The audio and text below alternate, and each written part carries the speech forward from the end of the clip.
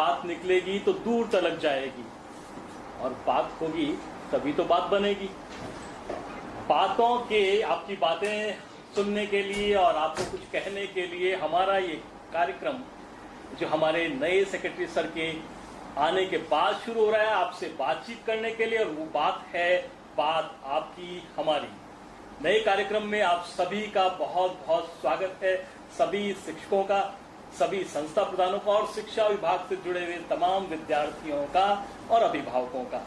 विद्यालयों में बालिकाओं की संख्या बहुत अधिक है और होनी भी चाहिए, क्योंकि बालिकाएं हैं वो न केवल एक परिवार को बल्कि एक दो परिवारों को है वो एक साथ विकसित करती है, हमारे देश के बेहतर भविष्य का निर्माण करती है। हम यहाँ पर बात करेंगे कि जो हमारा स्टेट है राजस्थान, उसमें जो लाखों की संख्या में बच्चे पढ़ते हैं, और फिर सारे अगर उनके परिवार वालों को मैं गिनूं तो करोड़ों स्टेक होल्डर्स हमारे हैं जिनका कि उन बच्चों की पढ़ाई में सीधा इंटरेस्ट है कि अगर एक बच्चा परिवार का अच्छा निकलेगा, पढ़ाई में कुछ ऐसा कर लेगा, तो डेफिनेटली उस पूरे परिवार की दशा को और दिशा को वो बदल सकता है। तो इसके बारे में हम लोग बात करें। बहुत सारे प्रयास गत वर्षों में हुए हैं कि मैं आपका परिचय आपके ही बीच से दो लोगों से करवाऊं, और उनमें से जो दोनों लोग हैं उनमें से एक व्यक्ति से मैं स्वयं मेरे उदयपुर प्रवास के दौरान गत माह मिला था, और मैं उनसे बहुत प्रभावित हुआ, और मैंने तय कर लिया कि जब ये प्रोग्राम डिजाइन हो रहा था कि मैं इनसे आपको भी रूबरू कराऊंगा, क्योंकि इनसे मुझे भी प्रेरणा मिली है, और मुझे लगता है कि आप में से भी बहुत सारे लोगों को इनसे प्रेरणा मिलेगी। तो मैं सीधा उन्हीं से आपका परिचय कराता हूं। तो हमारे बीच में दुर्गा राम जी हैं, जो ग्रेड 3 सोशल साइंस के टीचर हैं, और अभी परगियापाड़ा फलासिया उदयपुर में आप कार्यरत हैं GUPS में। और इनके कार्य के बारे में जब मुझे पता चला, मैंने मिलने की इच्छा जताई, और ये उदयपुर SCRT में मुझसे मिलने के लिए आए। हमारे बीच में बहुत देर तक बातचीत हुई, मेरे पास समय था, और इनकी बहुत सारी बातों ने मुझे प्रभावित किया। और निश्चित रूप से आप में से जो उदयपुर में काम करते हैं या हमारे साउथ राजस्थान में काम करते हैं, वो लोग इनसे परिचित भी होंगे। लेकिन आज मौका है कि राजस्थान और इस कार्यक्रम को देखने वाले बहुत सारे लोग भी इनसे परिचित हों। तो मैं इनको जिस रूप में आपके सामने परिचित कराऊंगा, मैं तो एक ही लाइन में परिचय कराऊंगा दुर्गा राम जी का, कि दुर्गा राम जी एक मोटिवेशन है कि किस प्रकार से अगर कुछ घरों को अपनी आमदनी बढ़ाने के चक्कर में बच्चों को घर से दूर भेजना पड़ता है, जो कि लीगली भी सही नहीं है और कॉन्स्टिट्यूशनली भी सही नहीं है, और बच्चों के भविष्य के साथ भी खिलवाड़ है। तो अगर बच्चों को चाइल्ड लेबर या इसी प्रकार के दूसरे कृत्यों के साथ संलग्न कर दिया जाता है, तो दुर्गा राम जी ने किस प्रकार के प्रयास करते हुए ये कार्य किया है, मैं चाहूंगा कि हम उनसे ही सुने। तो दुर्गा राम जी, आपका मेरे ऑफिस में हमारे इस कार्यक्रम में बहुत बहुत स्वागत है। Thank you sir. तो आप अपने काम के बारे में थोड़ा हमारे लोगों को बताएं जो हमें सुन रहे हैं। सर, मेरी जहाँ पोस्टिंग है वो राजस्थान का सबसे साउथ जगह है और पूरा ट्राइबल इलाका है। वहाँ एक बाल तस्करी और बाल मजदूरी बहुत बड़ी समस्या है वहाँ की। मैं पिछले 14-15 वर्ष से इन छोटे बच्चों को बाल तस्करी और बाल मजदूरी से बचा के वापस एजुकेशन से जोड़ने का कार्य कर रहा हूँ। ये मैं कार्य 2008 से भी लगातार कर रहा हूँ। मेरे पास पहले ऐसा कोई आंकड़े से किट थे नहीं, फिर जैसे आप जैसे अधिकारियों द्वारा आंकड़े मांगे गए तो मेरे को काफ़ी समय लगा आंकड़े जुटाने में। लगभग 800 से प्लस ऐसे बच्चे हैं जिनको हमने रेस्क्यू करके वापस, वो भी इंडिया के कई स्टेट है जैसे राजस्थान, गुजरात, महाराष्ट्र, आंध्रा, इन जगहों से रेस्क्यू करके वापस एजुकेशन से जोड़ा है। और लगभग 70% से ज़्यादा बच्चे आज एजुकेशन से जुड़े हुए हैं और पढ़ाई कर रहे हैं। देखिए, बहुत अच्छी बात है कि इन्होंने एक टीचर के दायरे से निकल के एक सोशल रिफॉर्मर की तरह काम किया है, और बहुत सारे परिवार अवेयरनेस की कमी के चलते हुए या उनके परिवार के अंदर इस प्रकार के, उनके गांव में इस प्रकार का वातावरण होता है कि उनको पता नहीं लगता है कि किस प्रकार से वो किस कम उम्र में बच्चों को किसी काम धंधे के साथ जोड़ रहे हैं, जबकि वही बच्चा अगर शिक्षा प्राप्त करके तो सरकार के द्वारा दी हुई सारी सुविधाओं का फायदा उठाए तो बहुत कुछ कर सकता है। तो मैं दुर्गा राम जी आपसे पूछना चाहूंगा कि जब आप ऐसे बच्चों को प्रेरित कर लेते हैं कि भैया आप अभी काम धंधे में मत रखिए, आप उनके माँ बाप को प्रेरित कर लेते हैं कि भाई इनको काम में अभी मत लगाइए, तो फिर आप उन बच्चों को जब वापस अपने उदयपुर क्षेत्र में लेके आते हैं जी, तो आप क्या फिर उनके लिए क्या प्रयास उसके बाद रहता है? सर, वो बच्चा जिस पंचायत का, जिस क्षेत्र का है, पहले वहाँ की स्कूल में एडमिशन करवाते। तो कई बच्चे सर ऐसे आते हैं जो अनाथ टाइप के बच्चे होते हैं। अब उनका वहाँ कोई गार्जियन नहीं होता है, तो हम उस बच्चों को नज़दीकी हॉस्टल में या जो उदयपुर सिटी में, शहर में जो हॉस्टल बनी हुई है या जनजाति की TAD डिपार्टमेंट की जो हॉस्टल हैं, उन हॉस्टलों में प्रवेश दिलाना और जो बच्चे या तो हॉस्टल में प्रवेश लिया उनका, या जो बच्चों को घर के नजदीक हॉस्टल स्कूल में एडमिशन करवाया, उन बच्चों की मैं पर डे मॉनिटरिंग करता हूँ। चाहे मैं फिजिकली वहां जाके मिलूँ या किसी से कॉल के द्वारा बात करूँ, मैं काफी 2-3 महीने तक उन बच्चों की मॉनिटरिंग करता हूँ ताकि बच्चा वापस उन चीजों में नहीं घुसे और अपनी पढ़ाई को कंटिन्यू करे। तो आप जब इस प्रकार के बच्चों को मिलते हैं, जब ये बच्चे एक पर्टिकुलर माइंडसेट से काम करने चले गए स्टेट से बाहर और फिर आप इनको पढ़ाई से जोड़ते हैं, तो इसमें कई प्रकार की चुनौतियों का सामना करना पड़ सकता है, क्योंकि ये आसान प्रक्रिया नहीं है। तो कोई चुनौती आपको ध्यान में आ रही होगी, किस प्रकार की चुनौती इसमें होती है? इसमें चुनौती कई तरह की। पहली चुनौती हो जाती है बच्चों से, क्योंकि बच्चा जैसे अगर कंटिन्यू 6 महीने काम करने चला गया तो वो पढ़ाई से काफी दूर हो जाएगा। वो वापिस समाज की या एजुकेशन की मुख्य धारा में आने से कतराता है, तो उसको पता है कि उसके जो साथी थे वो काफी आगे जा चुके, वो उनसे पीछे हो जाएगा। अब वो स्कूल में जाएगा तो लोग उसकी मजाक बनाएंगे। तो पहले उन बच्चों को मोटिवेट करता हूँ, बेटा तुम्हारे लिए कोई समस्या नहीं है, आप हफ्ते 10 दिन स्कूल में आइए, आपको कोई पढ़ाई का प्रेशर नहीं है। जब आप बिल्कुल अपने को सहज महसूस करें उसके बाद हम आपकी पढ़ाई शुरू करेंगे। तो बच्चे उसे मोटिवेट होते हैं कि यार हमारे को तो 10-15 दिन कोई बोलने वाला नहीं है, तब तक बच्चा वो माहौल के साथ डर जाता है और अपनी पढ़ाई शुरू करता है। दूसरी समस्या क्या आती है सर, उन बच्चों के गार्जियन की। उन गार्जियन को समझाना भारी पड़ जाता है कि उन माता पिता को नहीं पता होता कि हमने जिस बच्चे को काम पे भेजा उस बच्चे के साथ वहाँ क्या क्या घटनाएं। और सबसे बड़ी बात, इनकी जो ले जाने वाले एजेंट होते हैं उनकी एक बहुत बड़ी चेन है, और वो इतनी बड़ी चेन, मतलब एक बहुत बड़ा माफिया मान लीजिए आप। उनसे मेरे को आए दिन धमकियां मिलती रहती, कई बार मेरे ऊपर अटैक भी करने की कोशिश की है, लेकिन ईश्वर की ऐसी कृपा है कि मैं इस काम को उस अटैक के कारण या उन धमकियों के कारण उनको अपना पॉजिटिव लेकर दुगुनी मेहनत से काम करता हूँ। चलिए, ये आपने बहुत अच्छी बात बताई है, और मुझे उम्मीद है कि आप इसको अगर वहाँ पे जो जिला अथॉरिटीज़ हैं उनकी नॉलेज में भी कुछ चीज़ लाएंगे तो डेफिनेटली हम इन प्रयासों को और अच्छे से कर सकते हैं।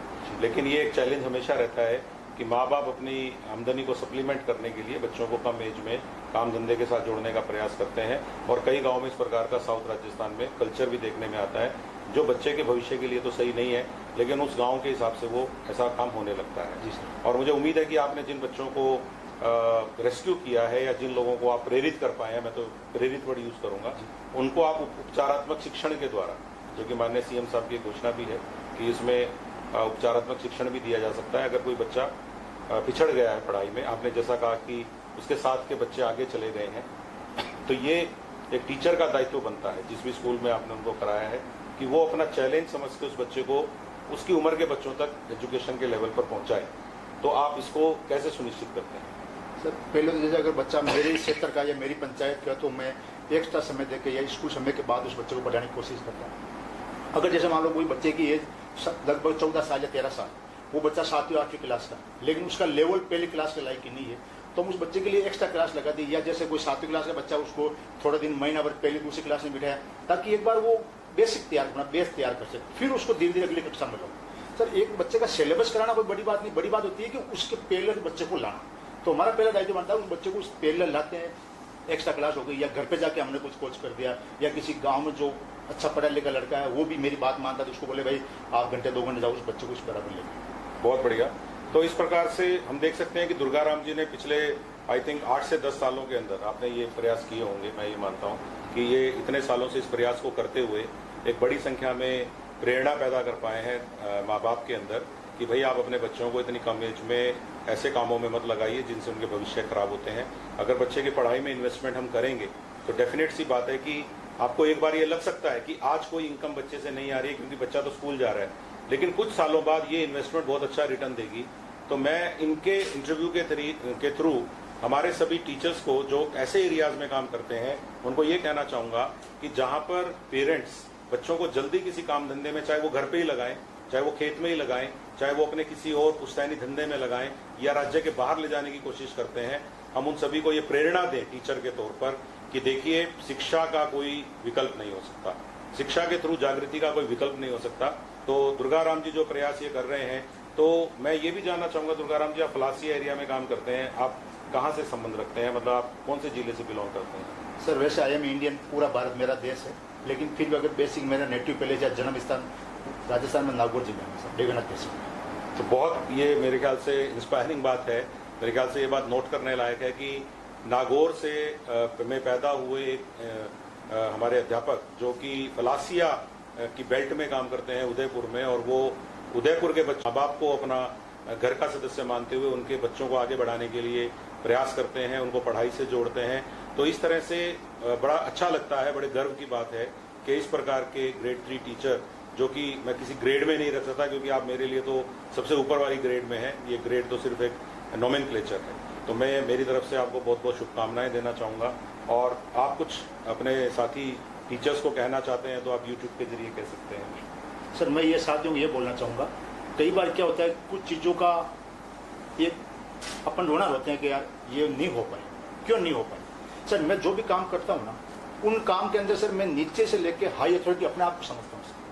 क्वेश्चन भी मेरे पुटअप होते हैं, उनका आंसर भी देता हूँ, यानी कि मेरे जो काम होता है उसमें कोई समस्या नहीं आता, उस समस्या का समाधान ही मैं निकालता। और सर एक शिक्षक ऐसा पैसा है जो किसी के दबाव में या अंडर में आके काम नहीं करता, वो अपना आप स्वतंत्र रूप से काम कर सकता है। एक टीचर जो चाहे वो काम कर सकता है, क्योंकि सोसाइटी से ज्यादा अटैचमेंट टीचर का होता है। एक टीचर अगर मान लो बच्चे को, या गांव क्या होता है सर, गांव में अमूमन टीचर की बात हर व्यक्ति मानता है और रेस्पेक्ट भी किया जाता है। बाकी डिपार्टमेंट से हर व्यक्ति का इतना पाला नहीं पड़ता, क्योंकि एजुकेशन या टीचर से तो हर व्यक्ति संबंधित होगा ही होगा उसके पूरी जीवन काल। तो अगर टीचर जो चाहे, जरूरी नहीं है कि आप सर जो मैं मेरा बेल्ट बताऊं, वहां जहां में पोस्टिंग है वहां एजुकेशन से सेकेंडरी चीज, पहला तो है कि उनको अपने जीवन से संघर्ष करना पड़ता है। तो सर जीवन से संघर्ष करने के बाद उनको एजुकेशन, अगर आप उन लोगों को जीवन के संघर्ष में अगर हेल्प करेंगे कि भाई आज एजुकेशन की आने वाले टाइम में क्या अहमियत होने वाली है, तो वो अपना आप संघर्ष कम हो जाएगा और वो ज्यादा से ज्यादा लोग एजुकेशन से जुड़ पाएंगे। सर कोई भी अपन अलग प्रयास करेंगे ना, तो ही उन लोगों पर आप उस चीज में अपन बच्चों को या माता पिता को एजुकेशन के प्रति जागरूक कर पाएंगे। उसके लिए आप सबसे पहले उन माता पिता को जागरूक कीजिए, उनके घर जाइए। जैसे सर मैं बताइए, आप जैसे भी जो ये सिटीज या चाइल्ड ट्रैकिंग सर्वे हुआ था, ये सरकार ने तो सर्वे बाद में कराया था, उससे पहले मैंने 2008 में अपने बेस पर सर्वे कर लिया था। शायद ये सर्वे तो 2011-12 में कुछ समथिंग हुआ था।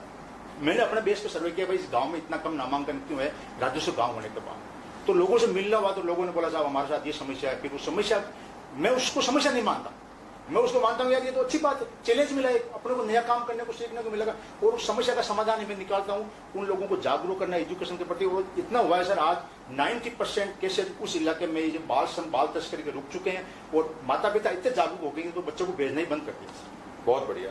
तो मैं ये मानता हूं कि दुर्गाराम जी ने जो अभी हमारे साथ बातचीत की है, इससे हमें ये सीखने को मिलता है कि हम लोग कई बार अपने आप को दायरों में बांध लेते हैं, हम हमारे रोल को बड़ा लिमिट कर लेते हैं। हम सबको बड़ा अच्छा लगता है कि मैं एक लिमिटेड क्षेत्र में एक लिमिटेड सा काम करूं, अपने आप को एक कमरे तक या एक स्कूल की बिल्डिंग तक सीमित कर लूं, एक गांव से आगे नहीं सोच पाऊं। तो शायद उस सोच को इन्होंने तोड़ा है, और ये काफ़ी प्रेरणा के स्रोत हैं, मेरे लिए भी प्रेरणा के स्रोत हैं, और डेफिनेटली अगर सुनने वाले देखने वालों के लिए भी प्रेरणा के स्रोत होने चाहिए। और मैं यही कहूँगा कि इनको और शक्ति मिले और ये काफ़ी लोगों को प्रेरित करें, और इनके द्वारा जोड़े गए बच्चे देश का नाम, हमारे स्टेट का नाम रोशन करें। तो अब मैं आपके सामने इंट्रोड्यूस कर रहा हूँ हमारी जो आज की सेकंड टीचर हैं, जिन्होंने कि अपने क्षेत्र में बहुत अच्छा काम किया है। इनका नाम है डॉक्टर वर्तिका गुलाटी, और मुझे आपको बताते हुए खुशी है कि डॉक्टर वर्तिका जो हैं इन्होंने PhD किया है मैथ्स के अंदर, और इनका रिसर्च वर्क जिसके लिए इनको PhD अवार्ड हुई है वो फ्रैक्शनल डायनेमिक्स में है। इतने लर्नेड टीचर हमारे बीच में हैं। अब मैं आपको अगर ये बताऊंगा कि आप जयपुर में चाकसू एरिया में तुमली का बास में ग्रेड 3 टीचर हैं, तो मुझे बहुत अच्छा तो नहीं लगेगा, लेकिन मैं ये कहूँगा कि अगेन ग्रेड्स में हम क्यों बंधे, हम तो अपनी काबिलियत से देखे जाएं, हम हमारे जज्बे से देखे जाने चाहिए। उससे कोई फर्क नहीं पड़ता कि आपको भगवान ने अगर बहुत बड़े ग्रेड में रख भी दिया है, लेकिन अगर आपका अपने स्टेट के लिए जज्बा नहीं है तो वो कोई मैटर नहीं करता। लेकिन अगर काम करना चाहे तो किसी भी ग्रेड में रह के आदमी अपना नाम कमा सकता है। तो इस प्रकार के टीचर्स को देख के बहुत गर्व होता है। आपके